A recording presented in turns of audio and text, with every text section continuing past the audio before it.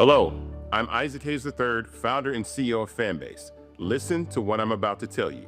The window to invest in Fanbase is closing. We've raised over $10.6 million of our $17 million goal. That means there's room for less than 6,370 people to invest in Fanbase for the average amount. The minimum to invest in Fanbase right now is $399. That makes you an owner in Fanbase today. Go to startengine.com/fanbase to invest. Why? Because current social apps have taken advantage of users for far too long, with content suppression, shadow banning, harmful racist content, and no real tools for monetization and equity. Fanbase has over 1.4 million users and counting, allowing anyone to reach all their following and monetize their content from day one. Social media is the new TV, and whoever owns the apps that distribute that content have the opportunity to own potential billion-dollar companies. While big platforms with uncertain futures are failing to serve their users, Fanbase is stepping up to fill the gap. Don't wait until it's too late. Invest now, invest for yourself and your future. Go to startengine.com/fanbase and own the next generation of social media.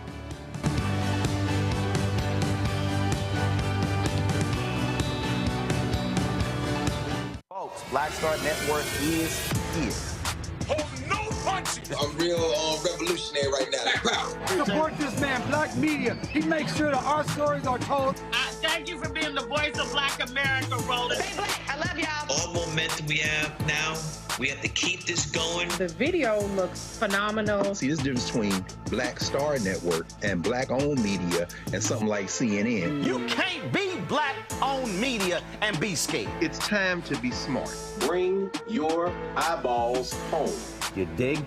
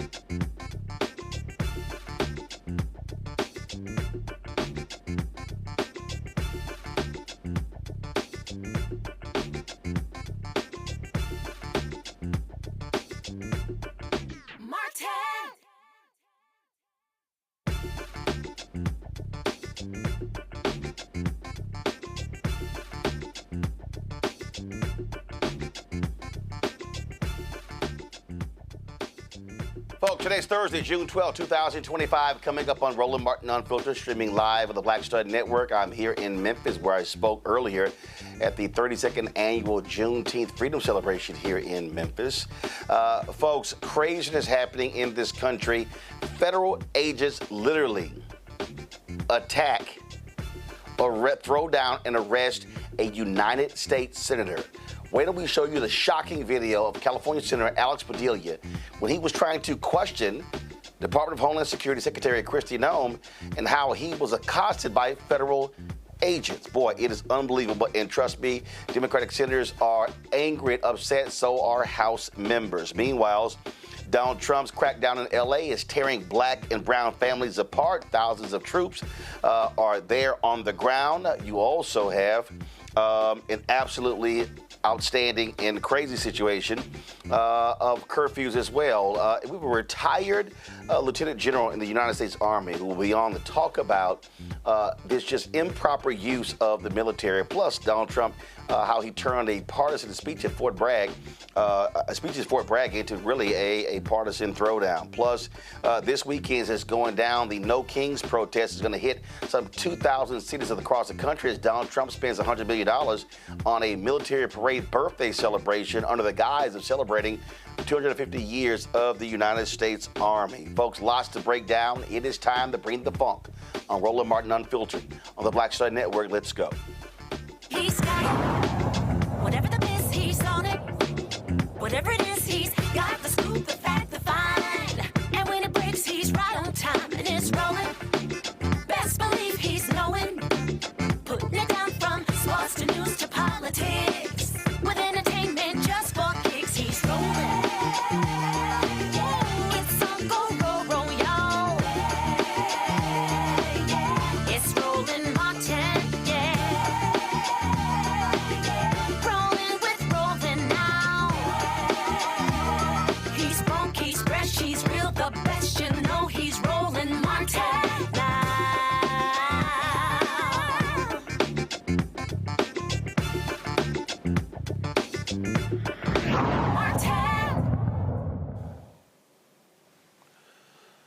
Folks, we repeatedly told you what would happen if Donald Trump is put back in the Oval Office, how he would abuse his power.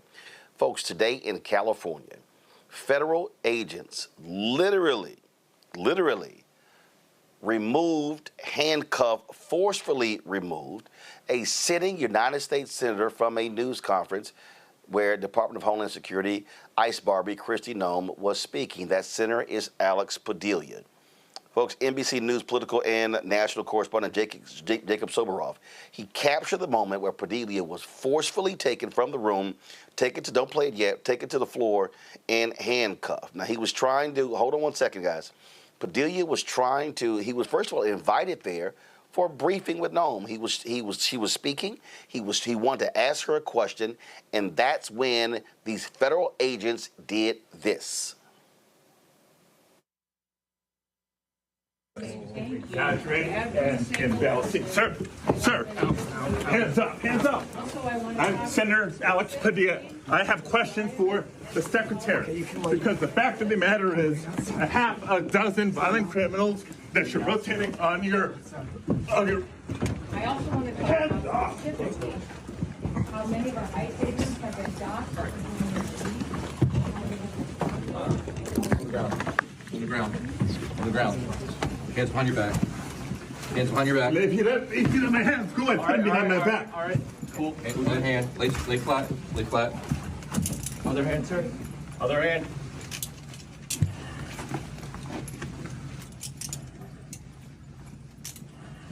There's no recording allowed out here. I did not know. There's no recording allowed out here per FBI, right? So what, I'm sorry? There's no recording allowed out here. That's my boss. I have to There's no record recording everything allowed out first. here. You can record, there's no recording allowed out here. Then, folks, the ICE folks lied. They put out a statement saying that Padilla never identified himself. You hear him say on the video he is a United States senator. Well, after being briefly detained, Padilla spoke to reporters. Over the course of recent weeks, several of my colleagues, have been asking the Department of Homeland Security for more information and more answers on their increasingly extreme immigration enforcement actions. And we've gotten little to no information in response to our inquiries. And so I came to the press conference to hear what she had to say, to see if I could learn any new additional information. And at one point, I had a question. And let me emphasize, just as we've emphasized the right for people to peacefully protest and to stand up for their First Amendment rights, for our fundamental rights. I was there peacefully. At one point, I had a question. And so I began to ask a question. I was almost immediately forcibly removed from the room. I was forced to the ground, and I was handcuffed. I was not arrested. I was not detained. I will say this. If this is how this administration responds to a senator with a question, if this is how the Department of Homeland Security responds to a senator with a question, you can only imagine what they're doing to farm workers, to cooks, to day laborers out in the Los Angeles community and throughout California and throughout the country. We will hold this administration accountable. Folks, the actions against Senator Padilla unleash Democrats on Capitol Hill. They were angry, they were fired up, and were shocked and stunned by the actions. Now, mind you, one of these federal agents included an FBI officer. It was unbelievable what took place. This is New Jersey Senator Cory Booker on the United States Senate floor. Mr. President. I recognize the senator from New Jersey.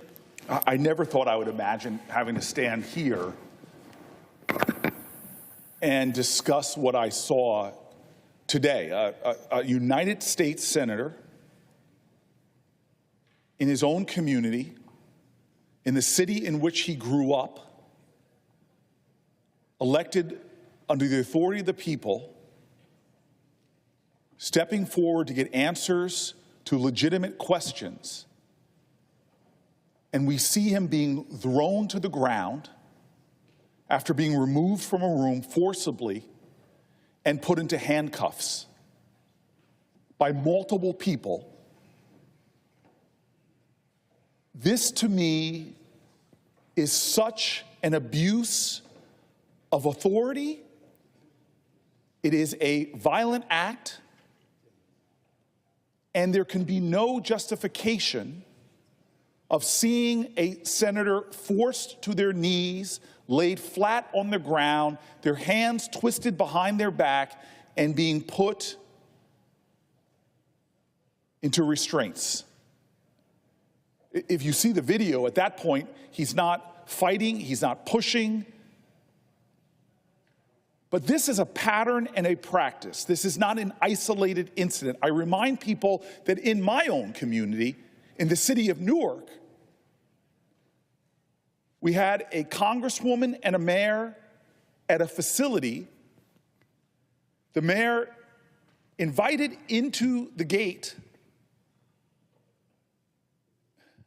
the Congress people, invited into a conference room, and then the mayor asked to leave, who did leave, and then numerous agents run out to arrest that mayor. Now, the judge in this case said it was outrageous, reprimanded the Trump administration for the arrest in and of itself. We see time and time again with this administration trying to precipitate a response by the misuse and the abuse of force. This is more akin to authoritarian governments. When you see a democratic nation having their executive begin to arrest mayors, begin to arrest judges, begin to arrest a United States senator who is simply asking for answers to their questions, to remove them from a room forcibly, to throw them to the ground, to put them in restraints.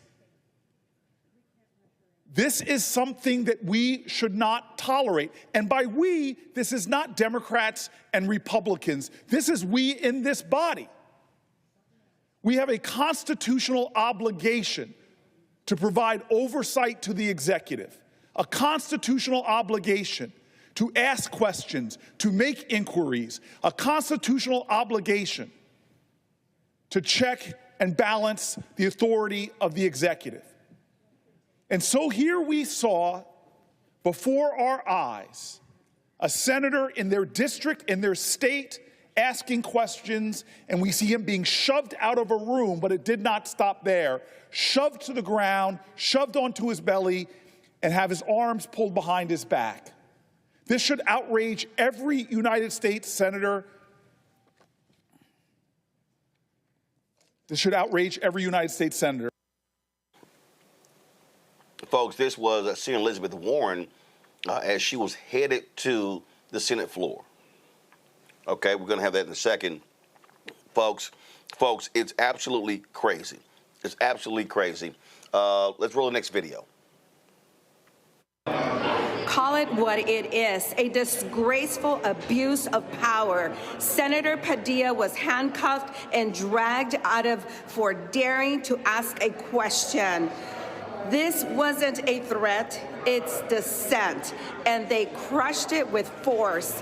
They're not keeping us safe, they're trying to silence us. We won't back down. Folks, that is Congresswoman Norma Torres. It's just, just unbelievable what we're seeing. Not only that, we had, of course, again, we're going to show you what Senator Elizabeth Warren had to say. Then you had this major clash in the House between Congressman Maxwell Frost and James Comer and that nutcase Marjorie Taylor Greene. And this thing just goes on and on and on. And Republicans, it's amazingly how silent they are. I want to bring my panel. We're going to play you some of this more video. Dr. Greg Carr, Department of Afro-American Studies, Howard University out of D.C., Reese Colbert, host of the Reese Colbert Show and creator of Card Game, and my tripping out of D.C., Zabora G, EIA consultant, employment specialist out of Houston. We have Greg and Reese. Here's the thing here, Reese. It is just nuts here. And when you talk about an authoritarian regime, that's what this is. What Donald Trump wants to do, he wants to amass power. He wants to act like he has total control over every federal law enforcement officer. They can do what they want. We're going to talk a little bit later about the speech that he gave before those troops at Fort Bragg, how they think, no, these are my troops, I can do what I want, and how they even were weeding out people who agree with him politically, which is never supposed to happen when it comes to the military. All of these people who played around and BS'd, who told us, oh, y'all shilling for Democrats, y'all trying to scare us into voting. That man ain't gonna do all of this stuff. We have Exhibit 1168, Exhibit 1169, and it's just every single day, and people don't seem to understand. This is what he wants. We're not even at the 6-month mark of this idiot's second term. Yeah, look, who gonna check him? He's proven that everything he wants to do, he can do, and ain't nobody gonna do a damn thing about it. The reality is that we now have a single branch of government running the United States, running the federal government, and that's the authoritarian regime of Donald Trump. Republicans who are so hell-bent the other time on decorum and my friend across the aisle and how people are supposed to be buttoned up, ain't got a damn thing to say about a U.S. sitting senator being tackled by federal agents, and Kristi Noem, her stupid ass, is just sitting up there rambling on like this is normal. This is not normal. And to Senator Padilla's point, if they can act like this toward one out of 100 of the most powerful people in this country, You know they're gonna cut a whole ass, or they already are, against everyday regular people. And so, shame on the Republicans for their silence, but also, should the Democrats ever manage to get back in office, or for the remainder of this term, drop all of that camaraderie bullshit, drop all of that my friends across the aisle bullshit, and treat them like how they would treat you. They've already deemed Democrats enemies of this regime. Treat them with the same energy that they're treating you. Maybe we can get somewhere. Maybe people will start to realize that Democrats and Republicans are not two sides of the same coin. Greg, this is right here the concern. There were so many people, and I've heard this from black folks in media, in other spaces. Democrats need to fight back. They need to be showing up at these places. They need to be protesting. Listen, we saw it the other day where they slammed the door in the face of Congresswoman Maxine Waters trying to do her job. We saw that when Democrats were showing up at federal offices in Washington, D.C. We saw it. Cory Booker mentioned that. What happened to Mayor Ras Baraka? What happened to a member of Congress in New Jersey who they have now indicted as a result? And so, unlike in any other situation, they are using the full force of the law to go after any dissent. And so they don't care if you are a House member, if you are a mayor, if you are a United States senator, if you have not only that, I don't even damn if you're a Democrat or Republican. Senator Rand Paul is complaining because he's against Trump's budget bill. Trump has disinvited him to a bipartisan cookout at the White House. These people are about power and control. They are defying judicial rulings. They are defying everything. And the fundamental problem here is that the people who are in control of the House, Republicans, control of the House of the Senate, Republicans, they are scared to death to put this man in check. They know what he's doing is wrong, but they won't say a word. No, they won't. Nothing that is happening is surprising. We knew this is what they were going to do. Senator Padilla needs to pursue a legal course of action because they are not using the law. They are lawless. Kristi Noem is a liar to her DNA. The Department of Homeland Security put on their website another lie saying that Senator Padilla disrupted the conference. And let's say that he did. There's a First Amendment to the United States Constitution. Generally speaking, there is sovereign immunity, so law enforcement officials, it's very difficult to sue them without the government's consent. However, and this is parenthetically why Senator Padilla back in 2021 introduced the Accountability for Federal Law Enforcement Act, which would allow an easier pathway to sue. But he needs to pursue legal action. Even if he can't file a 1983 claim or go to civil court, he certainly needs to claim that these officers acting under color of law assaulted him and let the process work its way out. What they cannot do, I agree with Reese, not this my colleague and Cory Booker with his hand on his breast. No. Senator Schiff had all the bass in his voice when he was holding Trump accountable during the impeachment hearings. It's not I'm with Alex. No, I'm with the law. And Kristi Noem, you're not covered by Trump versus United States. Your ass going to jail as soon as these politics flip. And Stephen Miller, who's driving a great deal of this, you're going to jail too. Finally, we have to be clear about the fact, just as Ras Baraka is suing Alina Hababa in New Jersey, the interim state attorney, just federal attorney in New Jersey, you need to go to court and fight these people. They don't have that kind of muscle. That snot-nosed punk Kevin Roberts, Dr. Roberts, one of the quarterbacks of Project 2025, said famously, as you reported and as we talked about last year, that this revolution would be nonviolent if the left allows it to be. Well, guess what? No amount of peaceful protest, no amount of acquiescence is going to stop this. They are lawless, and it's time to rein these rabid dogs in. And Senator Padilla needs to go to court. Roland, can I add one more thing? Folks, yeah, go ahead. All this over Kristi funky ass Noem. This wasn't like the State of the Union and Padilla was bum rushing the stage. This was a press conference with a low-level cabinet secretary in a local area. This isn't even a federal building. And this is the extreme escalation of violence.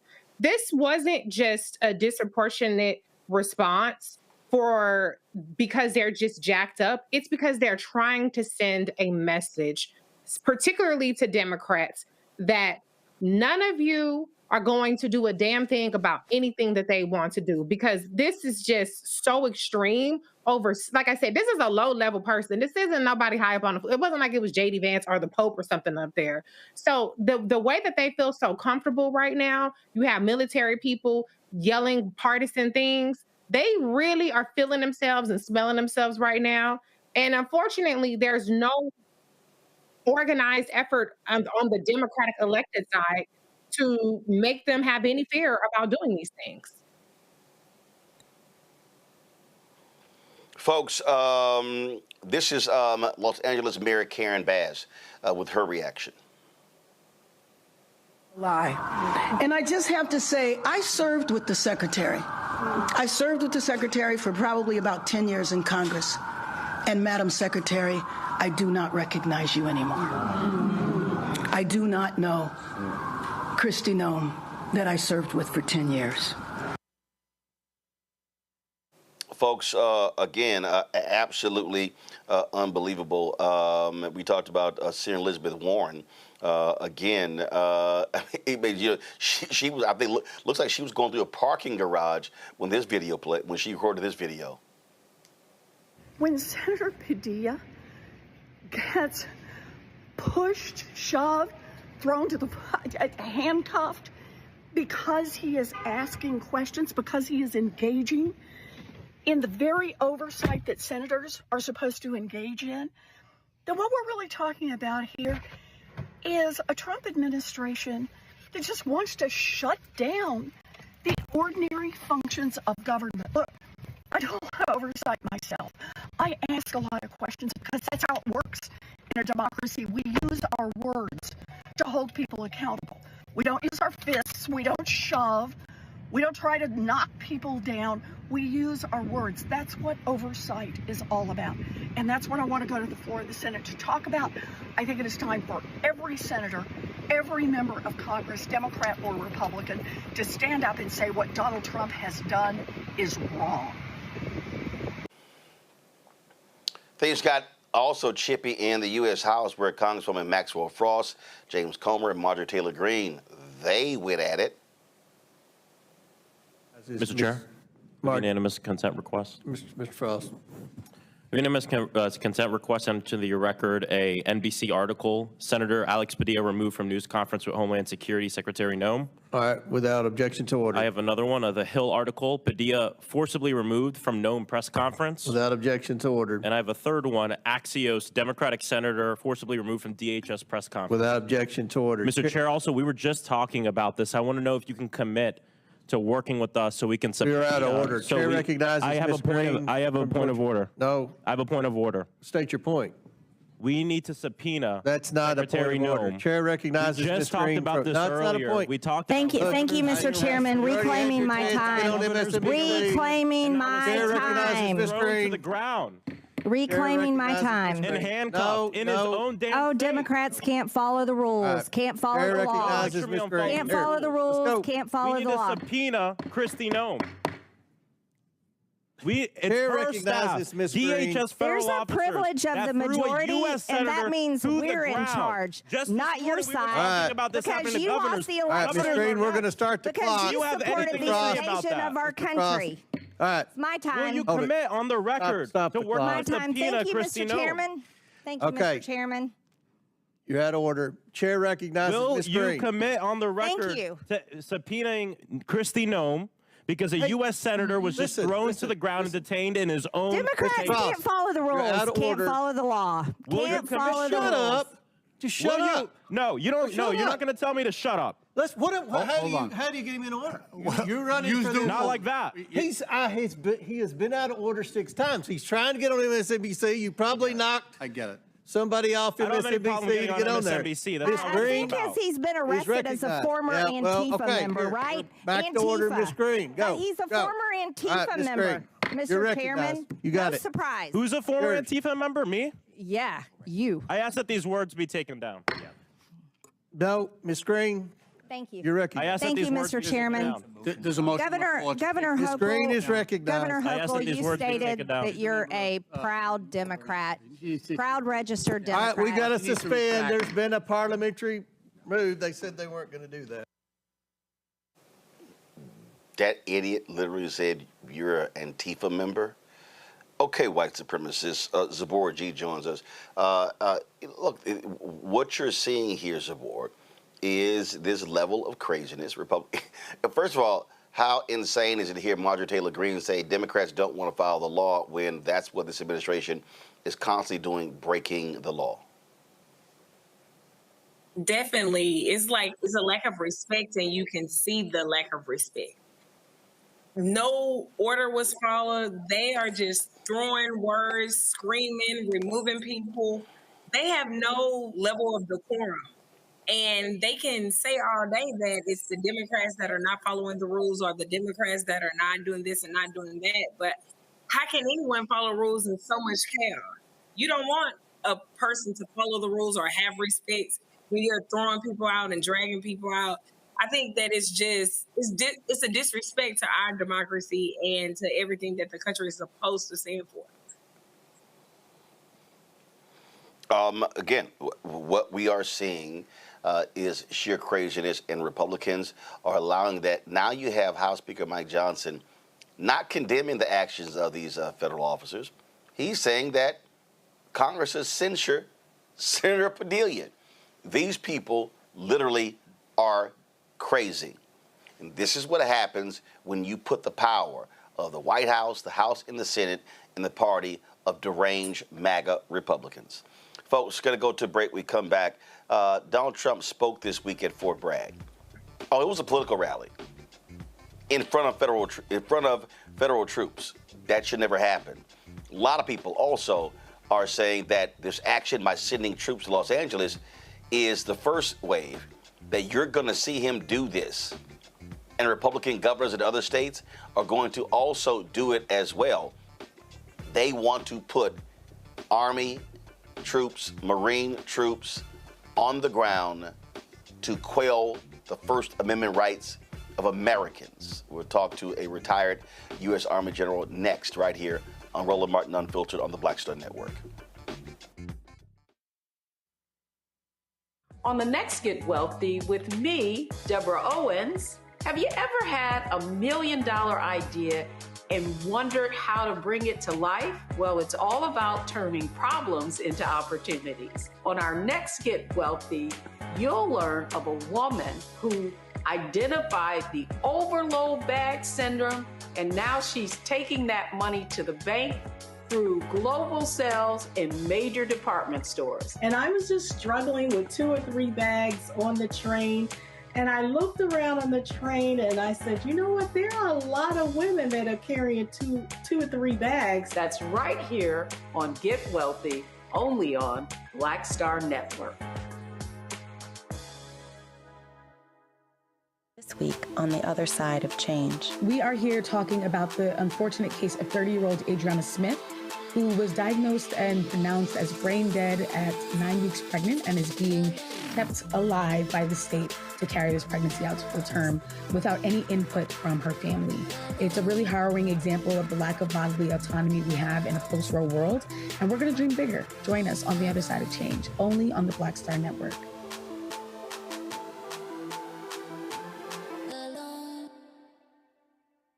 This week on A Balanced Life with Dr. Jackie, we're talking faith, family, fatherhood, and the pathway to reentry. Most of us, in some way, shape, form, or fashion, have had someone in our lives, whether it was a grandfather, a father, an uncle, a brother, or a cousin, who has been incarcerated or justice impacted. What does that look like in rebuilding family and relationships? What does it look like for us to be able to have substantive conversations, come to the table table, love on each other, while at the same time, get it all out in the open so that we can begin a new journey together. You know, the last thing you want is in the midst of trying to piece your life back together for home to not be a comfortable place. That's all next on A Balanced Life with Dr. Jackie here on Black Star Network. I am Tommy Davidson. I play Oscar on Proud Family, Louder and Prouder. Right now, I'm rolling with Roland Martin, unfiltered, uncut, unplugged, and undamn believable. You hear me?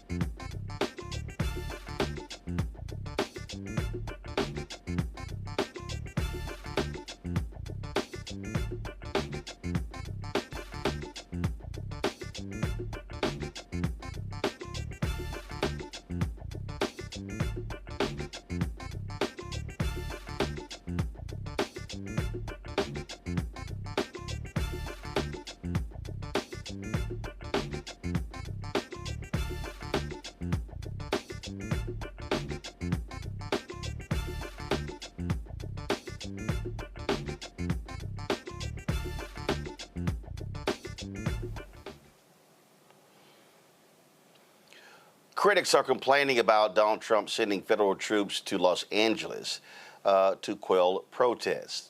California Governor Gavin Newsom never, ever requested for the troops to come in. That's normally the protocol where a governor requests National Guard troops. Trump chose on his own. While that happened, this week he went to Fort Bragg, where he gave a shameful and despicable speech where we now know, according to Military Times, where they literally were casting soldiers, did not want overweight soldiers to be in the stands behind him. They wanted soldiers that agreed with the political ideology of Donald Trump. And during that speech, he was ripping President Biden, he was ripping the media, and you heard the cheering of these troops. Folks, in this country, the military is not used as political props. But the draft dodger, Mr. Bone Spurs, the man who also didn't have the courage to go see the grave sites of American soldiers, a man who is called soldiers that have given their lives for this country losers. That's this individual right here. The actions that he is taking is something that we have not seen ever before. But again, we told people this was going to happen, and folks did not listen to us. A number of military members, commanders who are still serving, are quietly pushing back. Many were highly critical of what happened this week at Fort Bragg. They see also what's happening right now in Los Angeles. It's not good, but the problem is we know that under this administration, under this joke of a Defense Secretary, Pete Hegseth, and if any one of those generals or commanders, if they go public, they're going to be fired. It's going to happen. And so to give us a sense of what is being talked about in the military community, we're joined right now by retired U.S. Army Brigadier General Arnold Bray from Rocky Mount, North Carolina. Glad to have you on the show, Frat. Let's just give our folks a sense. You are, listen, once in the military, always in the military. I've been corresponding with other retired generals and others, and members of the military, individuals who may be Republican, individuals who may be conservative. They are shocked by what they're seeing and how Donald Trump is frankly pimping the U.S. military for his purposes.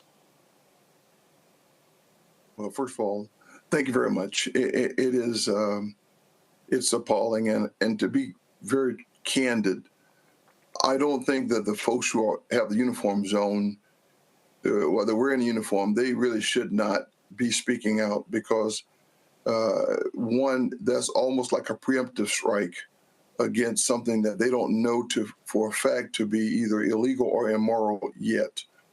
The driving idea behind the separation of the military from the civilian force is called this thing called pacta comitatus. It puts the civilians in charge of us. In fact, I love Ronald Dellum's, rest in peace. He, a former Marine, made this statement to General Sullivan when he retired, that he was going to become the most powerful member in America when he retired, because the civilian force does command the military. That's fair. And that's how it should be. At the same time, we are not to interface, and there are multiple reasons why we should not interface in a direct way. You know, Big U from the former member of the Crips talked about how he wants to make sure that we don't put people, he used the word homies. We don't want homies trying to run other homies. It's hard. And similarly, what you don't want to have is your civilians who've now been trained, Army, Marine Corps, Space Force, Air Force, Navy, now trained, coming back in with their own ideology and trying to run the neighborhoods, or under somebody else's leadership, running it with that kind of training. That's part one. The other thing is that our job is to fight and win the nation's wars. You don't want someone whose job is to get in that zone, identify a threat, make it an enemy, and to be fair, kill it and win. Kill him or her and win. That's a mindset. And so what we have to make sure that we don't do is let someone who takes this collective weapon and use it against civilians, because that's not their job. You know, God bless the guys who put the uniforms on as policemen, sheriffs, because they have learned, and over time, how to de-escalate. That's what Governor Newsom, he's seen riots before. His people have seen riots before, and they know how to. Well, first of all, to your General, to your point, the police chief of the LAPD has said, no, we did not request troops. This has not risen to the level where we need that. He also has been critical by saying that the actions, even now the troops, well, the federal law enforcement officers, them firing tear gas has made their job easier. The NYPD has said the same thing. And what they've said is these federal agents, they aren't trained in that. That's not what they do. And they're like, leave that stuff up to us. Yes. You know how to manage it. You know how to deal with people. You know, the civilian law enforcers, their practice, they walked into houses, into the hood, whereby they walk between a husband and a wife who have weapons in their hands, and they know how to de-escalate that piece, and then they know how to isolate. We do that in foreign countries, and we practice it. And to be fair, as a paratrooper, I had a little more experience doing it, but at the same time, I'm going to tell you, my guys were trained to break things and kill people. You don't want to do that. You want to bring them in. And so when you start to try to take these weapons, these people whose mindset is designed to do something different, especially if you don't have any time to transition them, to be able to de-escalate their warrior skills. You know, when the Brits go up into Northern Ireland, there's a transition period that they make them go through and rehearse both the reaction. We were doing that when we were in that period of operations other than war in the late 90s. We would send people through training processes.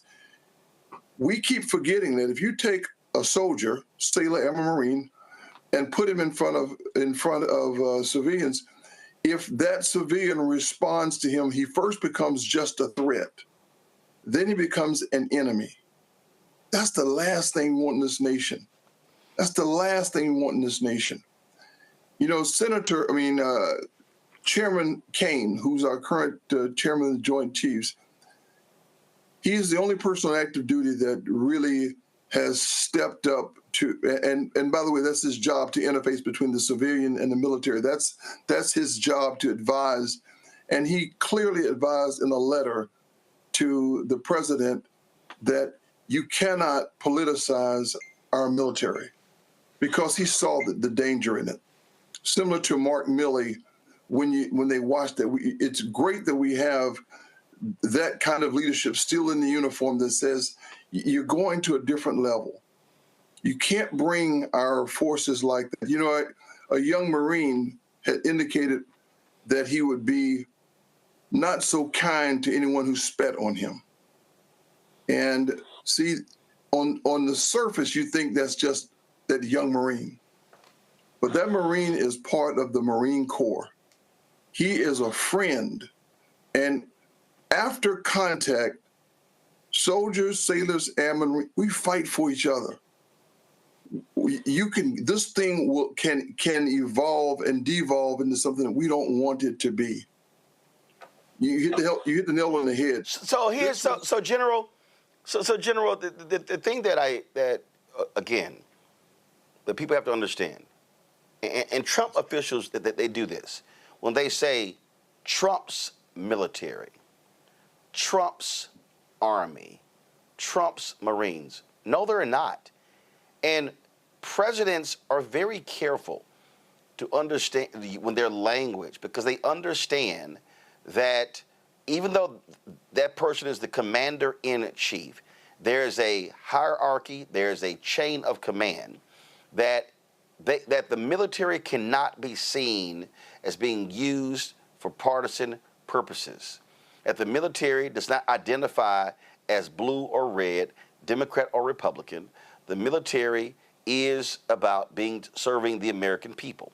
But what you have here, you literally have Pete Hegseth walking around. I served in combat. I know more about this than all of you. And they are taking a wrecking ball to so many firewalls in the Pentagon. And what you do, in the first time, you literally had a wall there. You had individuals who said, no, we can't allow these things to happen. That wall doesn't exist. There now is a straight line from whatever is going through the mind of that idiot Trump right through decisions made at the Pentagon. And so when you're talking to your fellow retired Army officers and other members of the military, what are they saying with what they are witnessing right now? Yeah. First of all, I'm reluctant to really call the commander-in-chief any names, and we can do that because, but the reality is that I can. Yeah, I can. You can. You can. We're all service, and to that end, right now what you have is you have the retirees and the active force.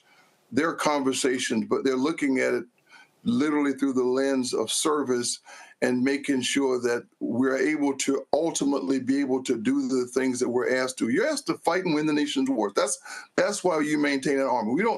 Nations don't disagree because they maintain armies. They maintain armies because they disagree. And if you start to make it so that our military is now assigned to or believe that they follow the orders of the President of the United States, that's the oath that you take when you first join. The oath you take the moment you hit from sergeant on up, it is clearly to the Constitution. In fact, even the senators and congressmen take that off. It's to the Constitution.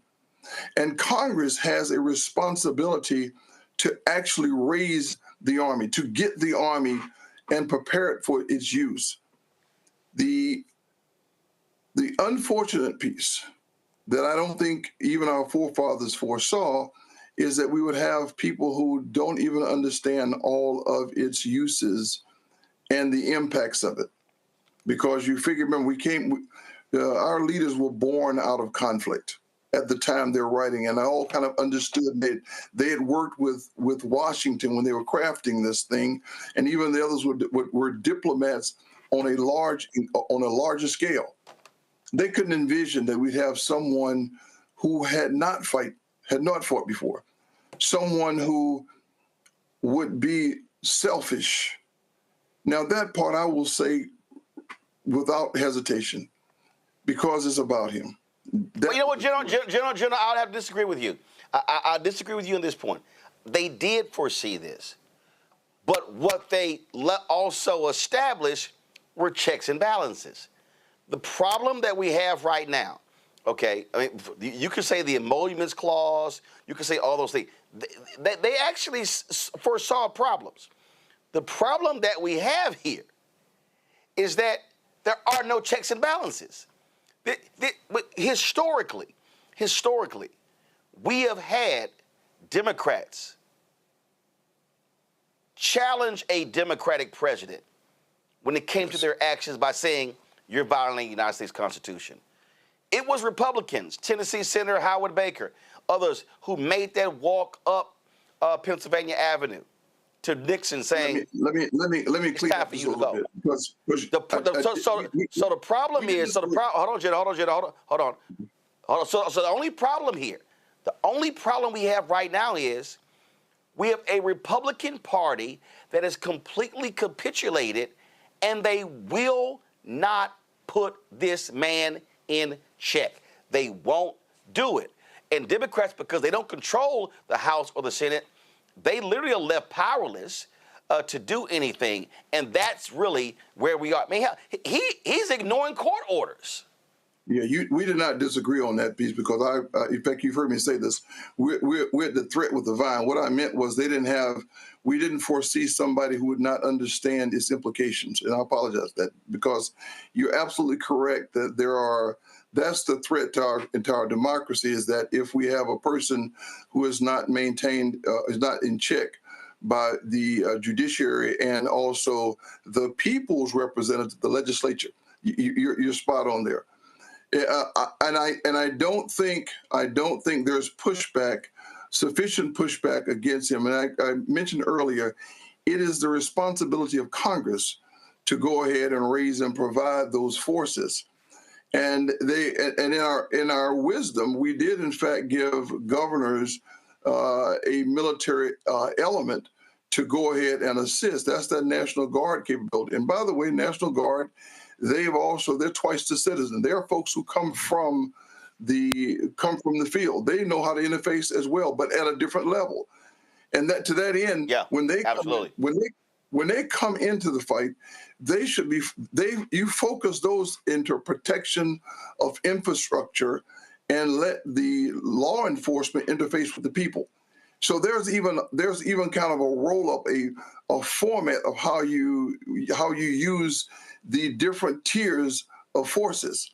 And to your point, it's very clear that our forefathers saw a threat that if you ever gave too much power to one person, one entity, that's why they separated those powers, and they gave the judiciary the requirement and responsibility to be one, co-equal, and two, to interpret the Constitution, and then to issue those laws to help govern it. So yeah, you're spot on, and we agree with that.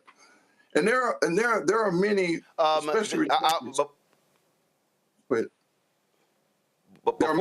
go to my panel with questions, that also see this in voice, and you'll see some of them in the paper. So I mean, they'll make comment, but all of us are still trying to make sure that we aren't part of the problem, whereby someone thinks that there's this shadow force that's evolving and emerging. What we're trying to do is give our best advice to people who are in charge, to talk to our leaders in legislature, try to get some of them to wake up and push forward. And by the way, across party lines, the challenge has been put down, and the gauntlet has been thrown down by the money that backs these representatives. You've got Musk, who said basically, and even though he's split, he's now made up. He's still backing the horses and telling them and saying, if you go against what he's decided, I'm gonna do something to you. I'm gonna make sure that you're a last term, whatever you are. Those are the other dangers. That's kind of the back end or the gunpowder in these decisions. We talked about you mentioned General Mark Milley, former Joint Chiefs of Staff leader, and it was a short speech But this was his outgoing message that he delivered that still resonates, and it's most important when it comes to what we are facing right now. This was a warning that he gave to the country. Unfortunately, the country did not heed his warning. Listen.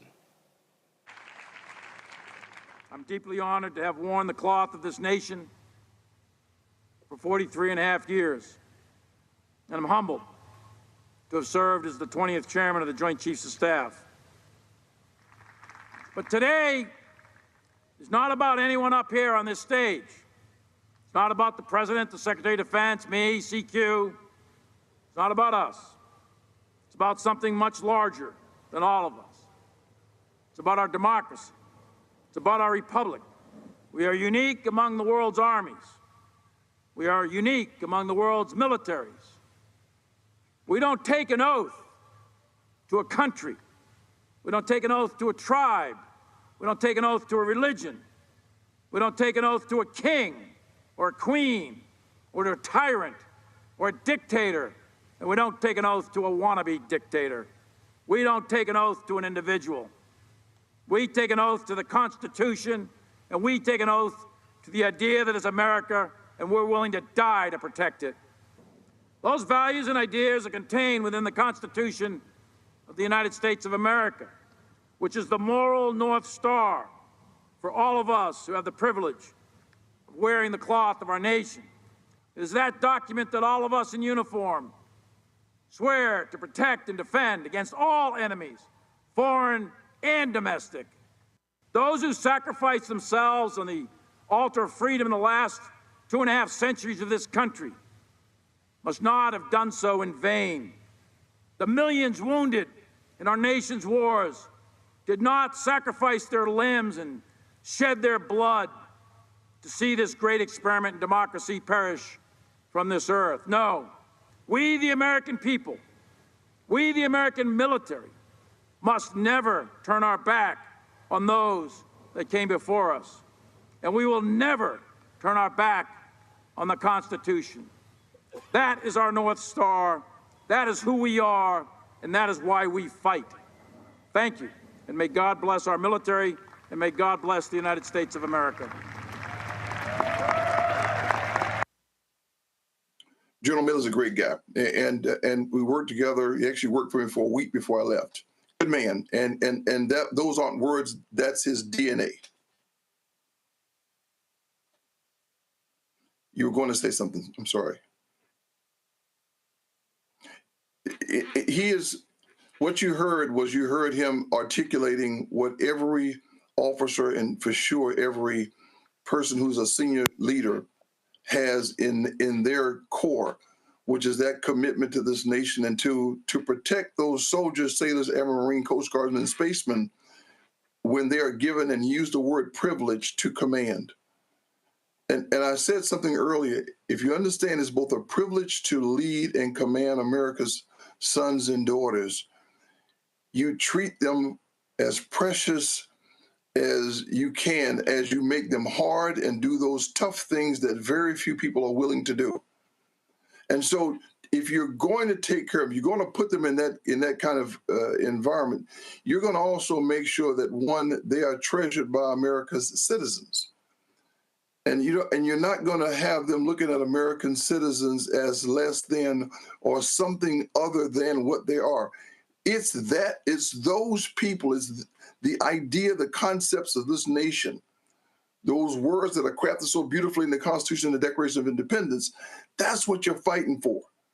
That's what we fight for. And when somebody, any one person, steps up to think that they're it, and you do my whims, that's when we break. That's when we break. And to the greater point, there was a clear vision to protect us from having this kind of breakdown in structure, because that's what we're fighting for. That's what we're fighting to protect. And so we've got to treat those soldiers, sailors, and Marine Coast Guardsmen and spacemen so that, one, they understand that they are not a political tool against each other, not a political tool against another party. They are a political weapon for American policy externally, principally. I want to go to my panel. Greg Carr. Greg Carr, your question. Thank you, Roland, and thank you, Brother General.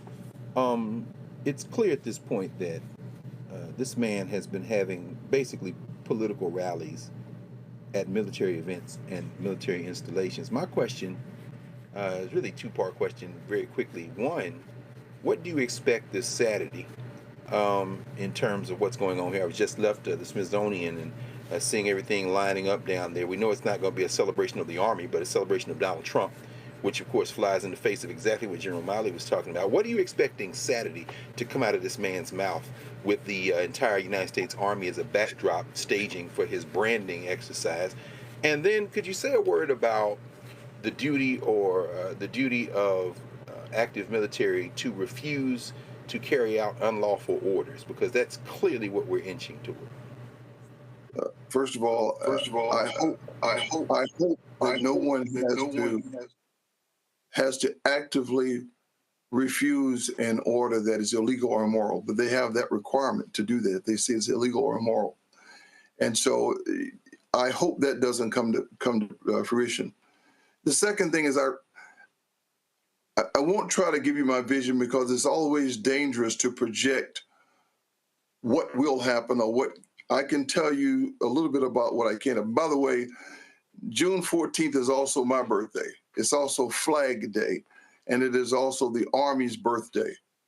It was, in my mind, the least of days to celebrate, because it is one parochial to Army. If you want to do the flag, and the argument that was made was that we never celebrate our wars. We never celebrate winning war because the results of war are never final. And no one has seen the end of war except the dead. Soldiers understand that. So we celebrate. We celebrate. When you see us walking down the street, we celebrate the fact that we're home, that we achieved a mission. That's what we did in previous times. We weren't celebrating that we won, because no single nation wins these major wars. So this idea that somehow this is, and this is the point that you're asking, I guess, that this is somehow a celebration of the military, it's a farce. It's a farce. It is a celebration to occur on a birthday. And I expect at some point in time, there will be a birthday celebration that will be part of this. And that's the thing. Reese? In fact, I even wrote about that a while back. He was going to try to do this. This was predictive, because it goes to the word of one of the essential values. The Army believes in loyalty, duty, respect, selfless service, honor, integrity, and personal courage. Selfless service is not in his DNA. Reese? Critical. General, yes, ma'am. Yes. General, I'm curious, based on your experience, what do you think is, from what we're seeing in terms of the cheering and seeming support from the military for Donald Trump, how much of that is because of the audience he's curating versus how much the sentiment is pro-Trump, to the point of what you pointed out, their duty to refuse an unlawful or an immoral order? How much do you think we should be concerned? Because I'm very, very concerned. Yeah. At this point, I would not be concerned yet.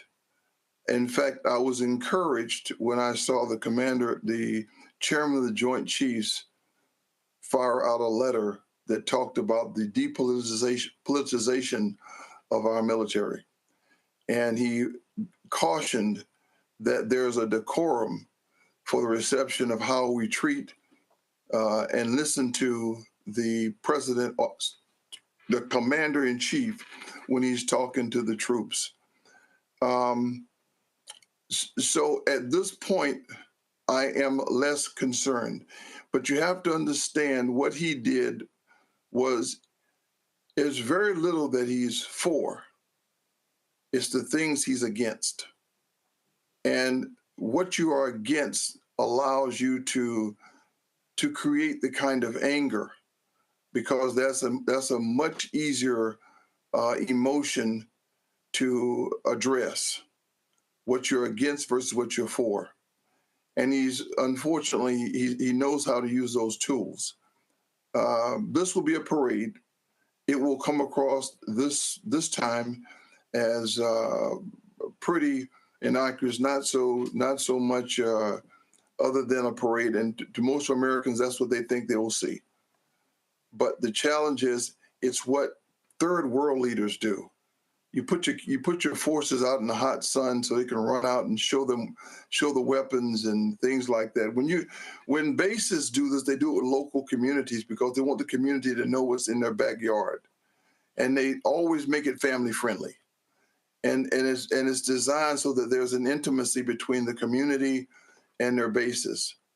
This is not one that this nation needs for its community, for its citizens writ large. We don't need it, and most know that. Most know that. Zabora. Hi, thank you so much for your service.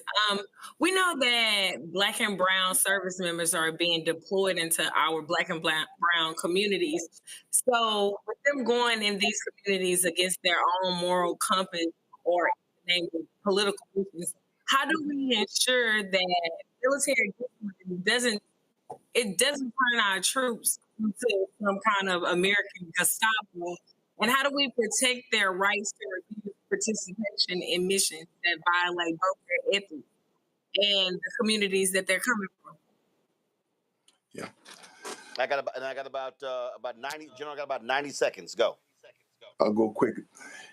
You ought to have a little bit of comfort in the fact that if you do see those faces, remember there's a consciousness behind them. There's a consciousness behind them. And, it's like they wake up in the morning, they know who they're dealing with. And that will be part of the saving grace, is that you will see Americans, the full breadth of Americans in those formations. And you ought to hope that you see some Black and brown faces in those formations. And by the way, I encourage cameras to be out all the time.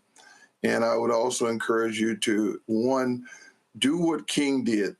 Don't give anybody a reason to do something that will become escalatory.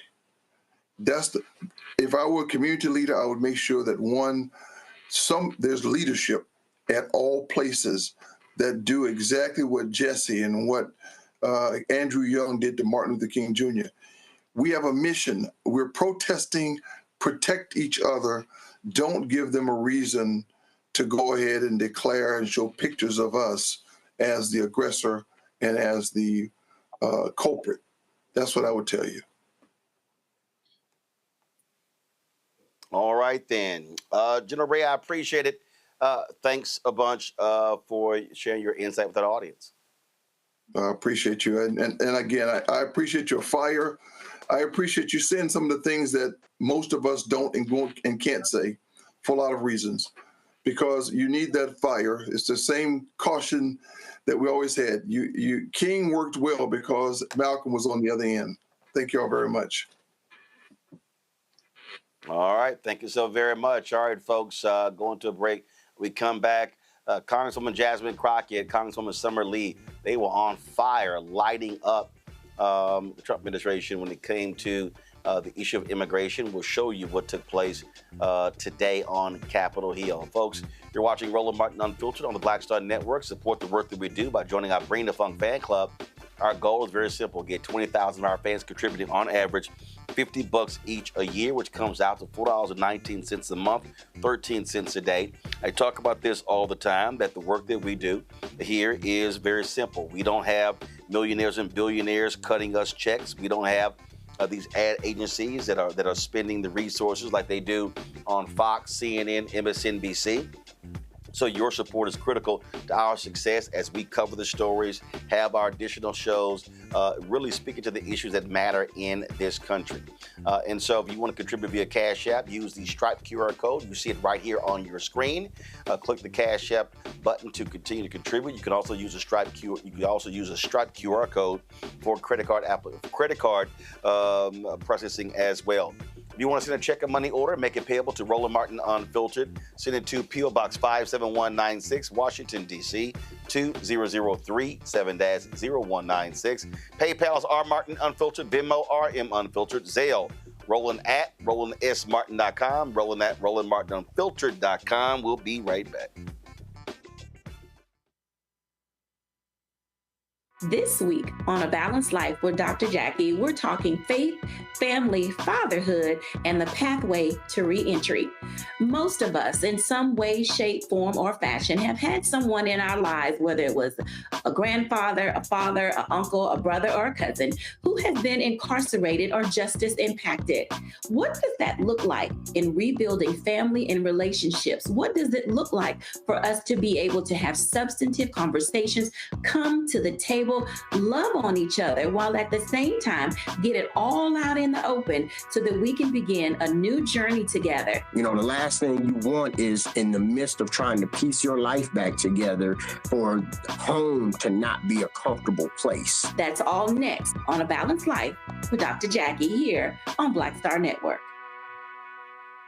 This week on The Other Side of Change. We are here talking about the unfortunate case of 30-year-old Adriana Smith, who was diagnosed and pronounced as brain dead at 9 weeks pregnant and is being kept alive by the state to carry this pregnancy out to full term without any input from her family. It's a really harrowing example of the lack of bodily autonomy we have in a post-Roe world, and we're going to dream bigger. Join us on The Other Side of Change, only on the Black Star Network.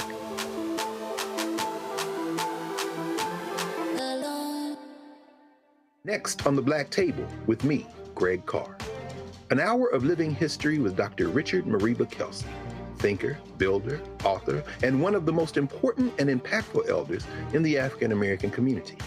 He reflects on his full and rich life and shares his incomparable wisdom about our past, present, and future. African genius is saying that my uncle was a genius, my brother was a genius, my neighbor was a genius. I think we ought to drill that in ourselves and move ahead rather than believing that I got it. That's next on The Black Table, here on the Black Star Network. Hi, I'm Jo Marie Payton, voice of Sugar Mama on Disney's Louder and Prouder Disney Plus, and I'm with Roland Martin on Unfiltered.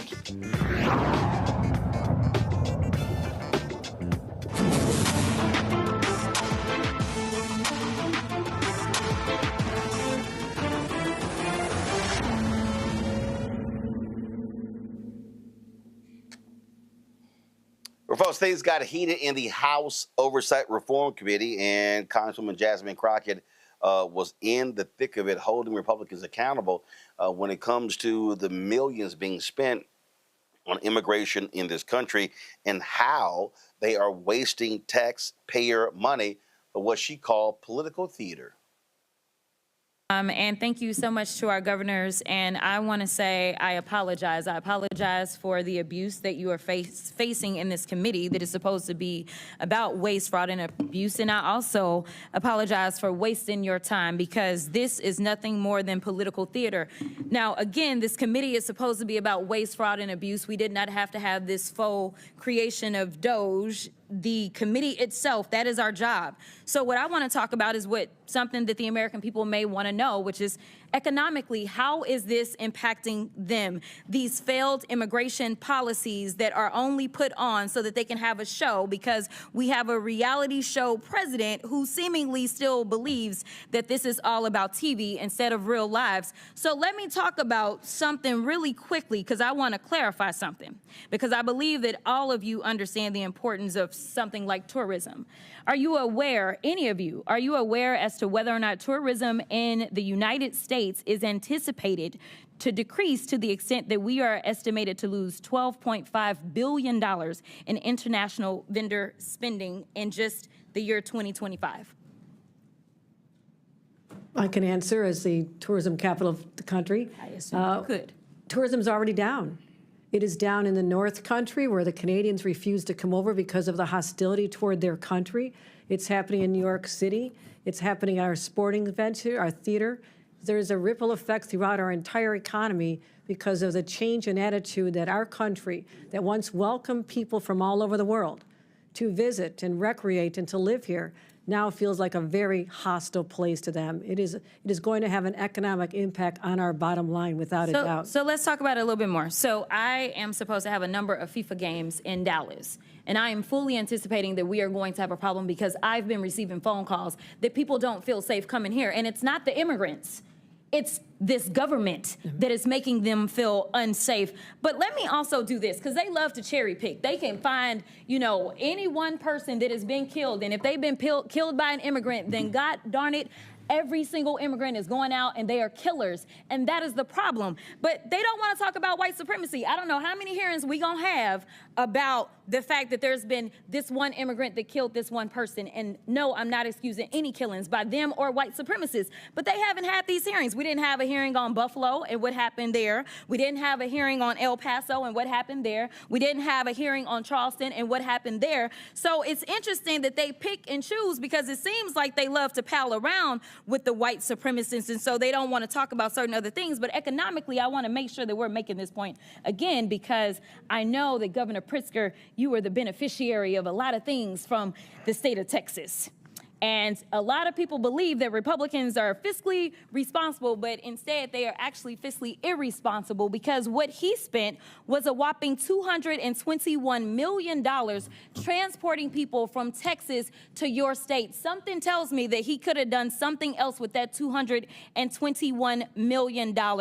In addition to that, I know that there's been some conversations about what's going on in LA, and they want to say that it's riots because they didn't want people to keep talking about, say, the Epstein files or whatever other drama was popping off between the president and his little friend. So they wanted to change the conversation to immigration because they feel like, well, the polling is in our benefit. But let me tell you something. If they cared about making sure we were going to be fiscally responsible, they would tell the American people that it cost them $134 million to send the National Guard to LA for the quote-unquote riots that the governor didn't ask for, nor did the mayor of LA ask for, and they sent them over there, and they say that they care about our service members, yet they sent them and they were laying on the floor. They did not provide for food. So I don't know why we would believe that, number one, they want to fix this. They don't want to fix this, because the brokenness is a feature, not a flaw of the system, because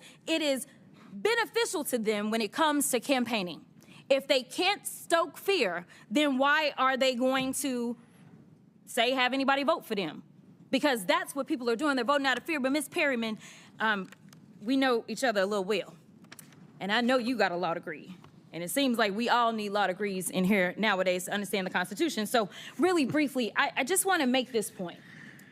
There is a certain person that was afforded, say, due process. But let's say if, say, Donald Trump had been charged with all of these cases that he got charged with in 4 different jurisdictions, if he wasn't afforded due process, there could have been a possibility that he just would have been locked up and thrown somewhere, right? That would be a possibility. And then maybe we wouldn't have a tariff war or anything else that we're dealing with or all the other nonsense. But the point is, he was afforded due process, and regardless of the political opposition, Democrats, Republicans, and independents, I thought, believe that due process should be afforded to everybody, even him. Due process is for everyone. Okay, so the Fifth Amendment doesn't say that it's just for the people that are Americans? It does not. It says anybody on our soil? It's for everyone. Okay, it's pretty simple. I don't know why we are having issues, but I thank you and I will yield. Well, folks, Pennsylvania Councilwoman Summer Lee, she got in on the action as well, and she didn't hold her tongue. always funny the lack of decorum that we get, and people we do drop the gentleman act here oftentimes when attacking women who aren't able to defend themselves with equal time. But that's kind of the theme here, right? Attacking Americans or people who are not able to defend themselves, or at least who Republicans hope can't defend themselves. And that's what we're seeing essentially in Los Angeles. So I would say that this hearing is quite timely. What's happening with ICE and the military in Los Angeles is terrifying, and is directly caused by Trump's policies and his cruelty. It was Trump's overzealous ICE agents who started this specific incident. And now they want us to get bogged down in arguing over the right types of protest, or the right types of way, or the right way to defend yourself, the mythical perfect type, so that we could ignore that Trump is the one who is escalating all of this. Trump is the one who ordered in thousands of National Guardsmen over the objection of Governor Newsom, something that hasn't been done since 1965. Trump is the one deploying Marines, not on an enemy abroad, but on the American people who are exercising their First Amendment right in this instance. The only opportunity that they have to defend themselves against lawless lawmakers who are imposing cruelty upon them. For a party of so-called law and order folks, they sure are stampeding over people's constitutional rights and intentionally inciting more chaos, more fear, more anxiety, and increasing the likelihood that people will get hurt. In the end, what's happening in Los Angeles is just one of many incidents where Trump and his administration have not given a single damn about people's safety. For one, the ICE and DHS agents that are arresting people and raiding places often don't even have any kind of uniform or identifying badge. They're masked, and they're in unmarked cars. Ms. Perryman, just briefly, why is it so dangerous to have masked, plainclothes ICE agents arresting people? So I'll just thank you, Congresswoman, for your question. I'll go back to what I said before, that we know our Constitution recognizes and our country recognizes the importance of trust between local law enforcement, the federal government, and governors. And what we're seeing here is a breach of trust. It's an escalation, and it's dangerous for the American people. Trump said he was only going to go after undocumented criminals, but that's clearly not the case. Whether through incompetence or straight up racial profiling, ICE and DHS agents are wrongfully arresting U.S. citizens. We've talked about it today, and catching these mistakes often happens too late, after an American citizen has already been illegally thrown into another country, and Trump's administration is doing nothing to get them back. These agents are also going into previously protected spaces, as we've discussed, like churches and schools and hospitals. DHS agents tried to get into an elementary school by lying that they had the permission from the parents. That is a cartoonish level of evil. ICE also arrested a Massachusetts high school senior, Marcelo Gomez da Silva, on his way to volleyball practice. Governor Walz, you're a former teacher and coach. Do you think these kinds of actions create instability for students? And do you worry about increasing anxiety of kids coming to school? Well, thank you, Congressman. I certainly do. Creating that safe environment where our kids can come and the expectation is to learn, they certainly do. Once again, there's no reason to use these enforcement actions at those locations when there are other tools. And I think, again, this false equivalency that we do not want violent criminals to be arrested, detained, and go through due process, we do, but hugely detrimental to the educational system, hugely detrimental to a system that is dependent on trust and the goodwill of everyone in that school system. So yeah, it is detrimental. Thank you, Governor Walz. These same kids getting arrested are often being separated from their families. They are scared, they're alone. An attorney is one of the few resources they had access to that is now being taken away as well. The Trump administration has canceled contracts with legal groups that represent those undocumented children in immigration court. This is going to force thousands of kids as young as 2 years old to represent themselves very quickly, as we're running out of time. Ms. Perryman, how's a 2-year-old supposed to represent themselves in court? A 2-year-old can't represent itself in court, him or herself in court. And I'll just say that we are in court every single day seeking to try to ensure that people have access to legal representation, which of course this administration is really seeking to curtail. They're seeking to ignore due process rights. I was going to say, would you say that it is due process if a 2-year-old is left to represent themselves? Absolutely. It's a flagrant violation of our Constitution. It's also something that shocks the conscience. We'll leave it there. Thank you. I yield back. Zabora, one of the reasons why we like to show the full 5 minutes of House members and some of these Senate hearings is because a lot of folks never actually see or hear Black Caucus members in action. People often talk about, well, what are they doing? I don't see them standing up. I don't see them fighting. But these things happen. We know that Congresswoman Jasmine Crockett is trying to become the next ranking member. That is the leading Democrat on this House Oversight Committee. And so, people need to understand that when we talk about the House and the Senate, the rules are different.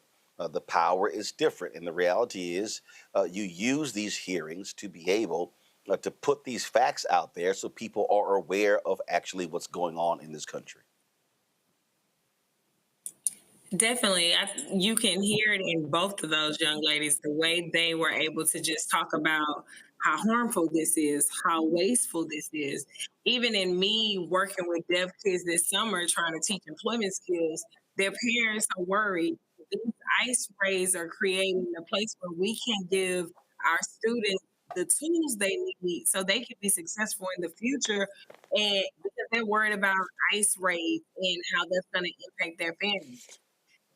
You're hearing people say, it's not impacting us, so why are we worried about it? But when you see kids and them writing letters and saying that, I may not have access to my friends, or I may have to go back to Mexico or wherever they came from, this is just so disheartening. And to have our leaders being on the front lines, running after positions that put them in oversight committees that will stop some of these things. We are not powerless. We have to get out. We have to be active. We have to unify. And we have to fight for the things that are super important for our kids and for our future. And for a country that has always been built on so many diverse individuals and diverse groups being in this country. Listening to Reese, power in what she was saying is so important that we identify that we got to stand up.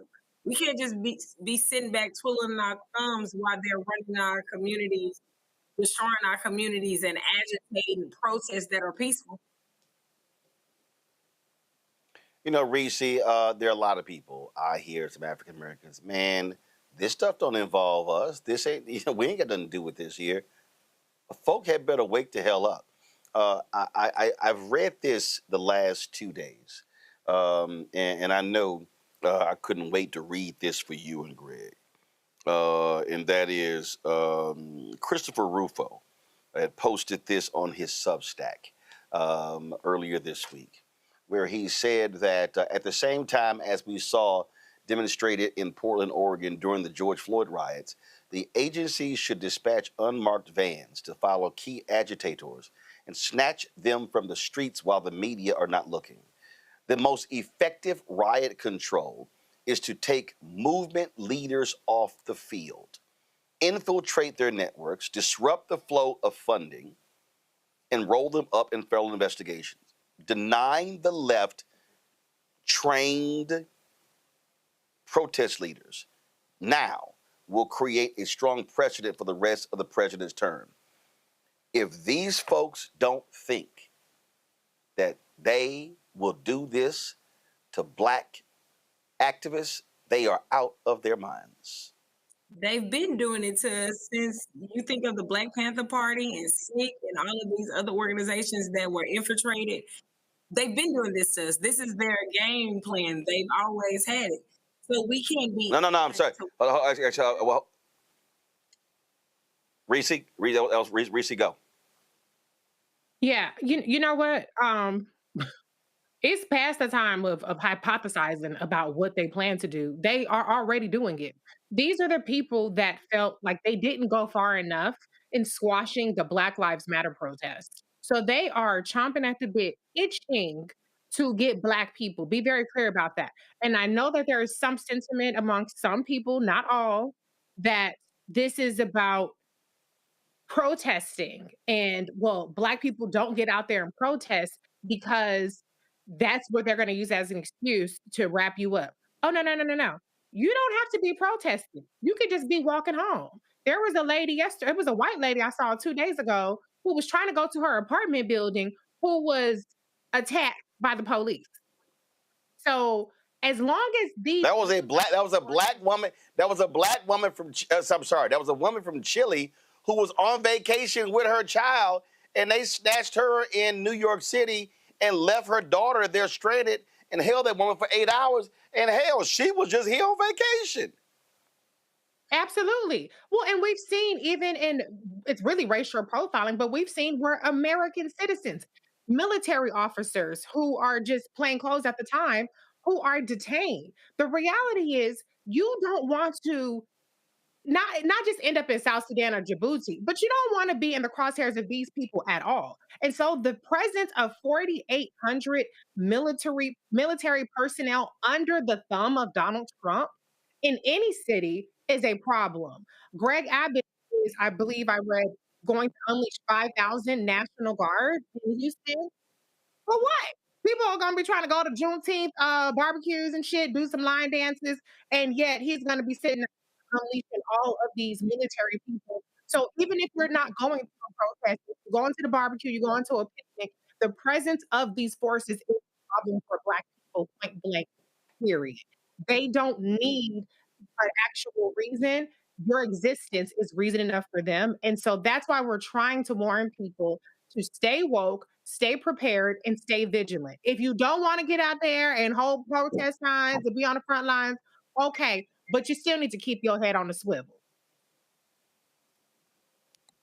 Greg, these Black folk better recognize this ain't just about, this ain't about Latinos, this ain't about migrants. No, to Reese's point, they are pissed off with what happened with Black Lives Matter. They're pissed off that it was able to become the first Black protest in American history where a majority of American citizens supported it. And that's why that's why the right-wing media attacked Black Lives Matter with everything they had in 2021. They attacked critical race theory in 2022. They attacked woke in 2023. They attacked DEI in 2024. They are absolutely angry with what I call the third Reconstruction. And they said, oh no, we are going to destroy this. Y'all ain't, Black folks, you Negroes ain't having no footprint ever again. That's their dream. It's a dying dream. This is their death rattle. And like many trapped animals, they are the most dangerous when they are facing their end. The strongest and only consistent diversity, equity, and inclusion grouping in the history of the United States of America is whiteness. The DEI intellectual Christopher Rufo, who if he were a Black man would not be writing or talking about anything, but because he is a white man and a white nationalist, he's promoted and platformed to talk about things he doesn't understand, is giving voice to their fantasy. It's a dying fantasy, but in its death knell, in its death rattle, it is perhaps its most dangerous. I spent yesterday in New York at the Schomburg Center testifying before the New York State Reparations Commission. I was there last year when Governor Hochul, who we saw testifying today there in Congress, signed the bill and the legislation creating the study commission in New York.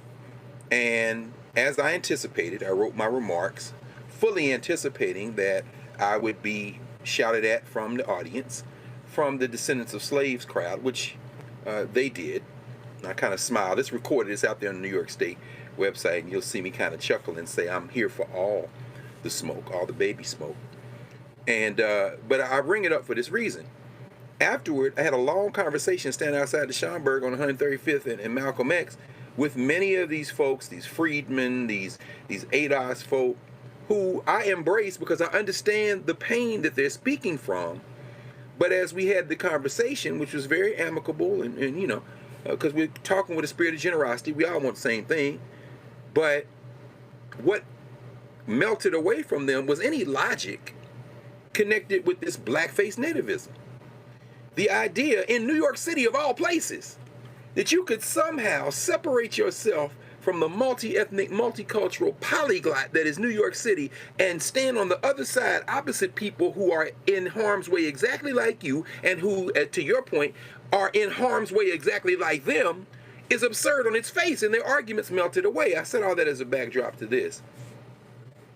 That House Oversight Committee, which is run by another DEI politician, James Comer, who, if he were a black man, would be excoriated widely for being as stupid as he is. And of course, the Congresswoman from WrestleMania, Congresswoman Macho Man Savage from Georgia, Marjorie Taylor Greene from Georgia, another DEI politician, if she were a black woman, would be widely excoriated.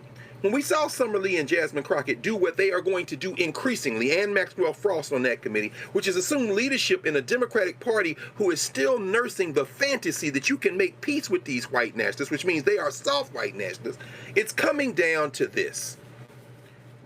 We will embrace the politics of solidarity, regardless if people want to throw up, well, this person doesn't like this person, or this group said this about this. You know what? Later for that, because these people are in the streets trying to act as if they can sustain this bullying. They're bullies. You know what you do with a bully? You punch them dead ass in the mouth, and politically organizing in the courts, and they will fold like the cheap DEI suits they are. But at this moment, this is not the moment to talk about my friend, my colleague. This is not the moment to turn your back on other people, because they are sending these punk-ass, jackbooted thugs like them 3 undersized boys that tried to tackle Alex Padilla, and expecting us to respond with, or no. Saturday is going to be a showdown, friends. Roland, and I'm Reese, everybody. I mean, I'm saying this as Zabora, all of us. It's not going to be nice Sunday afternoon downtown Washington, D.C. on the mall. And we may be talking about a very different conversation on Saturday night and Sunday, and then when you come back with the show on Monday, than we are having right now, because they understand one thing if they don't understand anything else. We live in a society where people are not paying attention. It's a meme culture. They're not studying. And so when you show Lee, when you show Jasmine Crockett testifying, you have to, the reason you do that so much is because people are not paying attention, and they will tell you straight to your face that they're not doing what they are doing. It's a time for us to be serious now.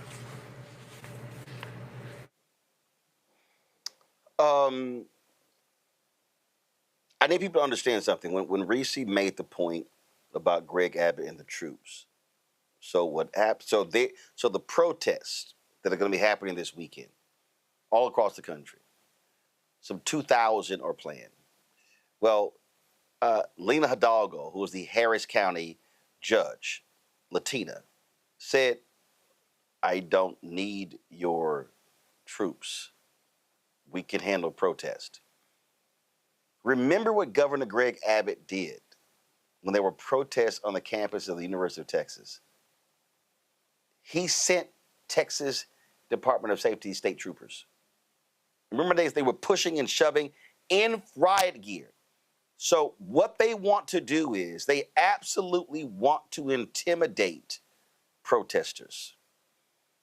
But here's why the protests are working, Reese. Governor Gavin Newsom talked about this here, where they were raiding all of those fields in California, chasing folks out. They arrested this one man and one woman, stranding their child. Child has no other family in the country. What did Trump do today in the Oval Office? Pull back on the raiding of the fields. You know why? Ain't no workers.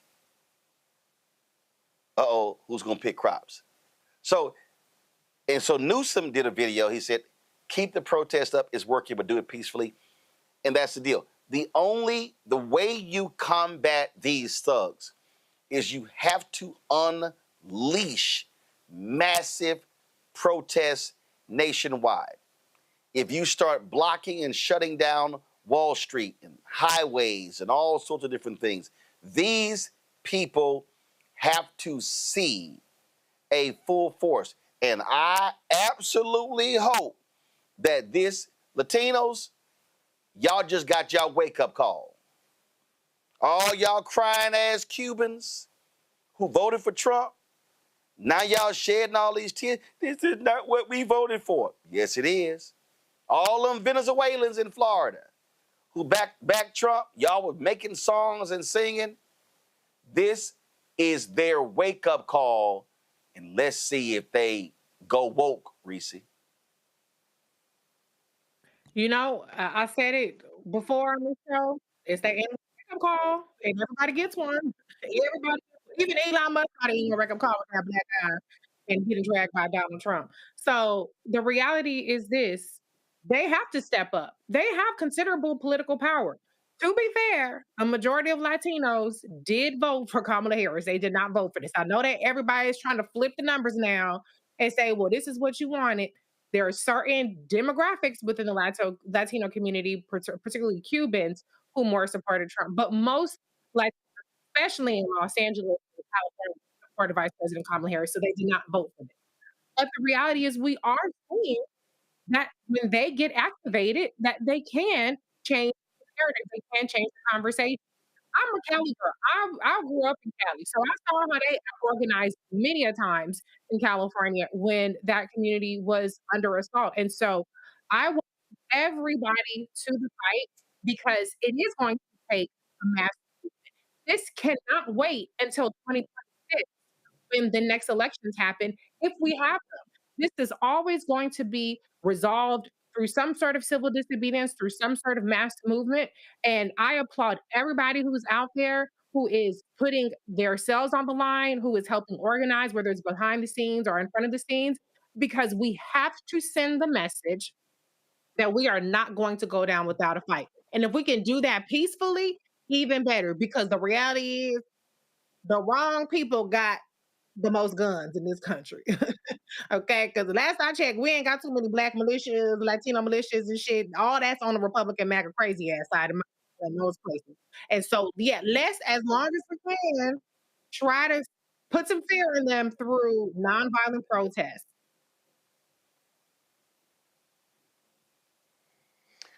Greg,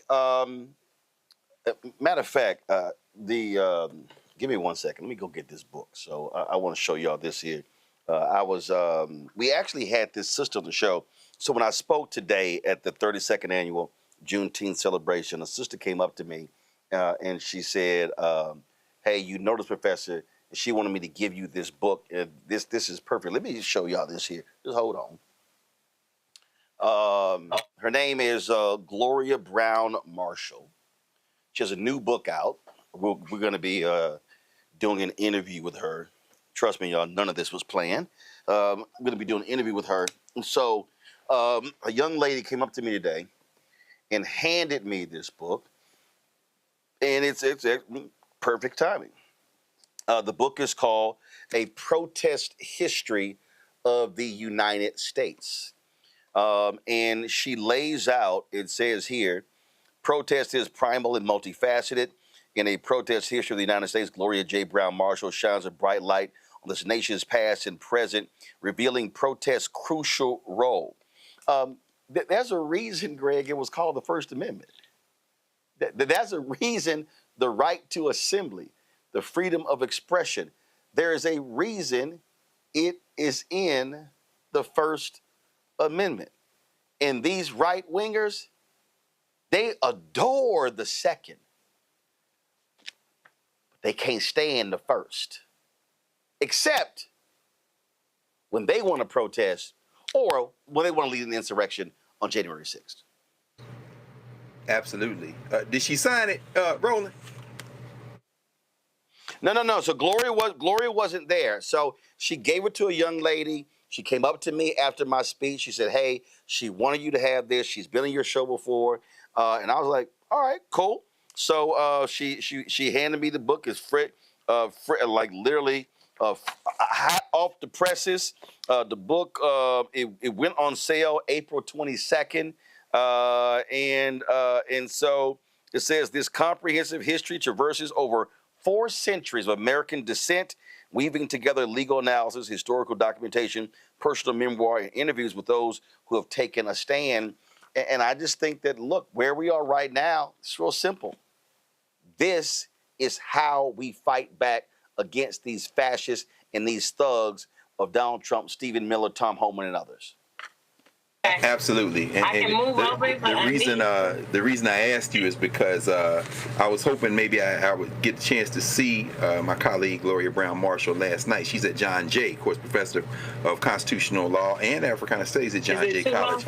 And I would have, if I had thought about it in advance, I would have stuck my copy of the book in my bag. You know, I already got that book, brother. So now that means you can keep that one. Of course, I know you already had it. But anyway, yeah, this not Jane Elliott pulling a trade book out of her bag as if that's a book that I would have had immediately. I did eventually get that book, but this is a different kind of book. And to your point, particularly the chapter where she writes What Did the Slaves of the 4th of July, dealing with Frederick Douglass. First of all, we've been here before, as we know, and not exactly this way. But if Fred Douglass and Ida Wells, if Harriet Tubman and Mariah Stewart and David Walker could face down the situations they face down, certainly we can do no less here. But you're raising, Roland, I think, again, spot on as always here in this space, that we have to fight. While we've been on the air, Stephen Breyer's younger brother, Charles Breyer, has been in district court in San Francisco giving holy hell to the government's lawyers around this question of whether or not Trump can deploy a federalized takeover the National Guard. They haven't even gotten to the issue of whether you can send active duty military in, and you heard the general talk about posse comitatus. You can't do it. It's not going to last. But when Judge Breyer, as we've been on the air, said during the arguments, you know, I'm tracking and it's coming through, and I know you're tracking it as well. He said, that's not where we live. We live in response to a monarch. This country was founded in response to the monarch. He said, the Constitution is a document of limitations. They're going to bump up against the full confrontation with the Constitution. And of course, as we heard General Milley say, the military take oath to protect and defend the Constitution of the United States, not a person, not even the country. And it comes down to this very serious confrontation that's going to test whether or not there will be a country that continues. When we saw Tim Walz from Minnesota, when we saw J.B. Pritzker from Illinois, when we saw Kathy Hochul from New York, when we hear Gavin Newsom from California, what is going to be tested is the concept of federalism. When Gavin Newsom says, maybe we should just stop paying taxes. And at that point, the hillbilly horde in Missouri, where they've now decided to send their troops out, the hillbilly horde in Mississippi and Alabama, and, you know, they're going to be in trouble. Why? Because y'all are all welfare recipients in those states from the people like New York, like Illinois, like Minnesota, certainly California, one of the largest economies in the world if you took it out of the United States. And Canada is saying, allow California, come on with us, come to death row. We might be looking at the heating up of what has been a cold civil war since the end of the hot one in the 1860s. But guess what? It was going to come down to this anyway. This No More Kings protest, all these cities and counting, is only going to get larger. You know what beats back fascism? The people. The most powerful element in the history of humanity is humanity. So I don't care whether you're ADOS and saying that these people don't have anything to do with us. I don't care if you're the would-be radicals who want to say that if you're not ideologically aligned with me 110%, I'm not going to organize with you. It's time to put aside all those things and understand we are facing a real fascist threat that we can overwhelm. And the good sister Gloria Brown Marshall gives us a map of how every time fascism has raised its ugly face, the people have risen up to oppose it, and that's the only reason we can have the conversation we're having today. It is indeed the only reason, and what we have to understand is that we can never ever forget our history. 62 years ago on this day, Medgar Evers, the leader of the NAACP in Mississippi, was assassinated in his driveway. His wife, Myrlie Evers, having to witness him dying in her arms. His children having to witness that. And here we are, 62 years later, having to witness these Trump idiots try to strip his name from a Navy vessel. Pete Hegseth had announced they were removing the names of there were 8 vessels named after activists. Among them, Cesar Chavez, Harvey Milk, Ruth Bader Ginsburg, Harriet Tubman. And Hegseth wants to rebrand these against wokeness and diversity. Now, let's be real clear. Let's be real clear. This is the same man who served in the Army, Medgar Evers. But this is the second time they've done that. Now, remember, they removed his name from the website at the Arlington National Cemetery, which featured a section on African Americans who fought in wars. Now, they had to restore that because they got attacked. This is what Rena Evers Everett said. Renaming the USNS Medgar Evers is not only malicious, it is despicable. As my mother said, this is an injustice to a man who fought for his country both at home and abroad. Again, what they're angry about, they don't want this story of these freedom fighters to be told. Even the little games they're playing with restoring the Confederate names of the military bases, Donald Trump's actions. But what they're doing is they are finding the same names of other people. So, for instance, Fort Robert E. Lee, they went and found a black private whose last name is Lee because they are hell-bent on it still being called Fort Lee. So they're looking around for same names. They're culling through military records and trying to do that. These people are just idiots, Reese. They are idiots. But I need everybody watching to understand this is not a game. Project 2025 is what I call a 100-year document. It is a document. It is an agenda that they want to lock down and ram through because when this nation becomes a nation that's majority people of color in 2043, and with the dwindling birth rates of white people in this country, what these fascists today desperately want is they want America never to look like South Africa. They like, no, oh no, y'all ain't about to, we white folks have rewritten the history of this, we've written the history of this country in a way for us.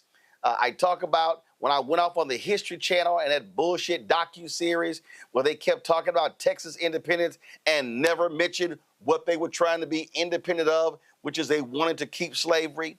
These people have written history in their own minds, and their whole deal is if we can strip this nation bare, I mean strip it bare of race, strip it bare of history, then we can restore this purity of whiteness as the defining standard of what America is.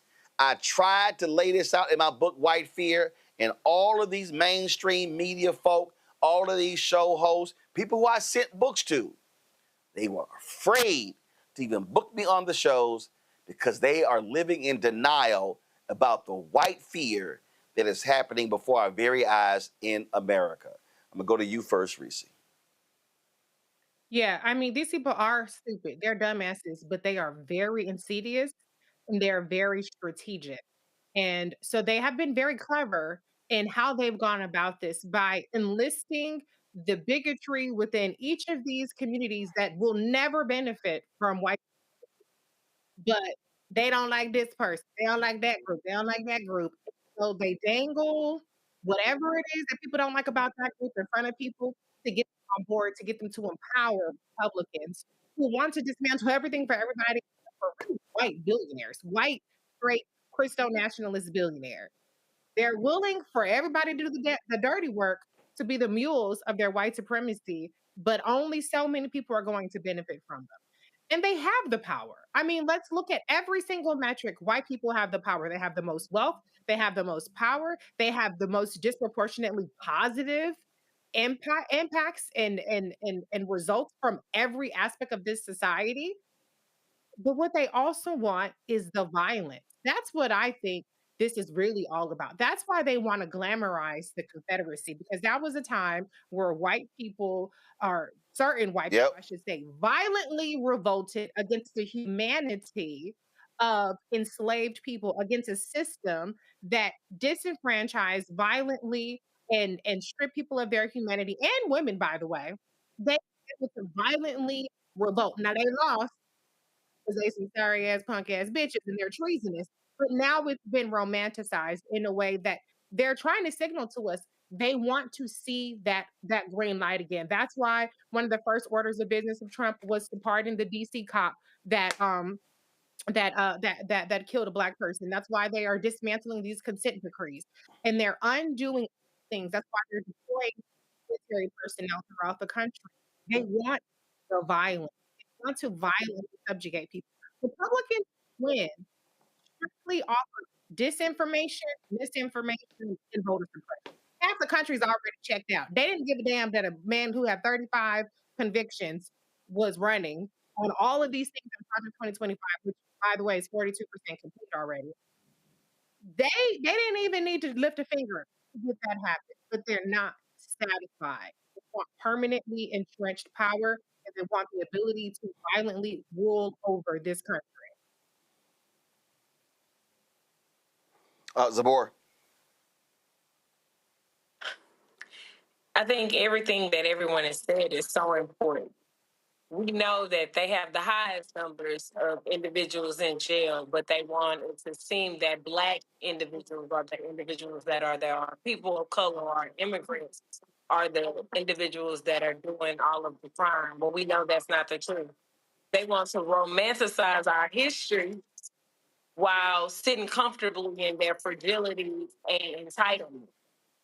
And us as Black people not taking accountability and understanding that if it's happening to our Latino brothers and sisters, we are next.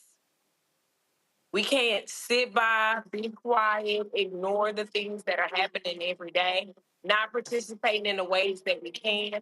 I'm not saying martyr ourselves, but I am saying we have a responsibility to stand up, to fight, and not be quiet.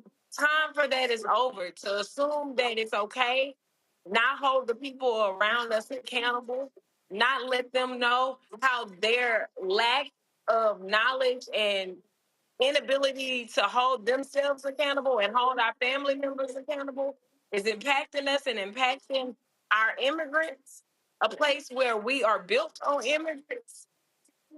It's time to stop. It's time to realize that they are coming for us. This is going to take us hundreds and hundreds of years to repair the damage that they are doing, and we have to fight back. That's it. We have to make sure we are protecting our mental health of our kids, our future, and what we're doing now. How are we doing it now? How are we changing? How are we organizing? How are we mobilizing? Right.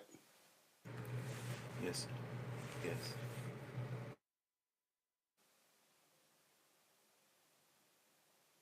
Greg, go ahead.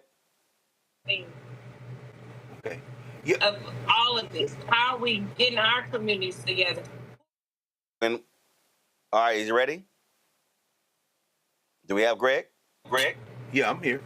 Yeah. Well, I'll keep this brief. The DEI hire, that is the Secretary of the Army, Daniel Driscoll, saying that the United States Army is built for moments like this debacle that's about to happen here in the District of Columbia this Saturday, might want to remember. Well, he won't because he's a DEI hire, but General Mathis, who I'm sure may have gotten an invitation to be there. It would be interesting to see if these ex-Army guys show up. But remember when Jim Mathis was Secretary of Defense in 2017, and Trump wanted to ruin the streets of D.C. with these heavy-ass tanks and running down the streets. And Mathis said, quote, "I would rather swallow acid than do that." And well, now there's a DEI hire, Daniel Driscoll, in charge of the Army, and he will do it. Another DEI hire, a man famous for being a day drunk and being abusive to women. Of course, his major qualification, given the diversity, equity, and inclusion of whiteness, is his white maleness to be the Secretary, in fact, of Defense, Pete Hegseth. For him to troll, to carry out this trolling of renaming these ships, the Harriet Tubman, the Medgar Wiley Everest, as you say, and then to replace Robert E. Lee, and of course the clown, whose brain is clearly addled, who is not well mentally, to let seep out of his orange mouth the other day, we're renaming everything the Robert E. Lee. Okay, you didn't even remember to keep up the cosplay of the brother who you're swapping the name out for, because you're not swapping out the name, and this is the point. They are trolling us. We must stay focused. We must stay focused on the fact that they're going to try now to throw everybody off their health care, as many as they can. They couldn't repeal Obamacare one way, so now defunding it is their strategy. They couldn't go after the Inflation Reduction Act, Joe Biden, so now their way to do it is to starve it with this big BS bill. That is the major thing in front of us right now. Confronting folks in the streets, weaponizing the National Guard, sending active military into the streets, all of that will not pass constitutional muster, and it will be sorted out. In the meantime, trolling, putting your hands on United States senators, trolling, changing names on boats, trolling, all of that is pursuant to the strategy that Steve Bannon said years ago: throw everything against the wall, keep them responding, crisis, crisis, crisis. It's like cats chasing a flashlight beam. If we stay focused, we will be able not only to survive this, but to transcend it. We have to stay focused, and we have to stay engaged. You're right, Roland. What we're going to see all over this country on Saturday in terms of this No More Kings piece, it's simple enough. It's like a meme, No More Kings, 3 words, and that is going to look like a drop in the bucket as week after week, month after month, the protests get larger, the people get more involved. And I'll end with this. I'm not calling for this. I hope it doesn't happen, but ask yourself what would happen if they put their hands on your mother, on your baby, on your husband or wife. Ask what would happen if they bust in the 6th grade class and snatch your nephew. And you will have the answer to what some of these charged up on DEI white supremacy boys and the Negroes who follow them are going to face when they put their hands on the right one.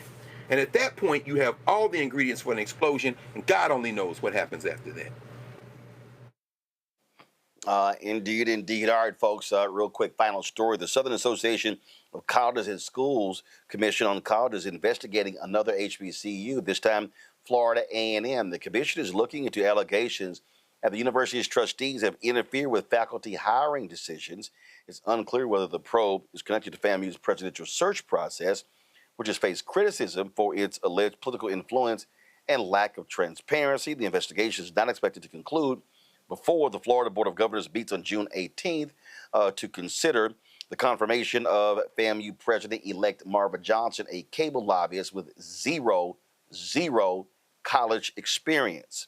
The university's Board of Trustees recently approved a lucrative contract for Johnson to be funded through the Florida A&M Foundation. The budget language grants trustees the authority to reallocate funds, potentially diverting money from areas such as athletics and scholarships to cover her compensation if necessary. And she's actually going to be getting paid more than $300,000 more than the previous president.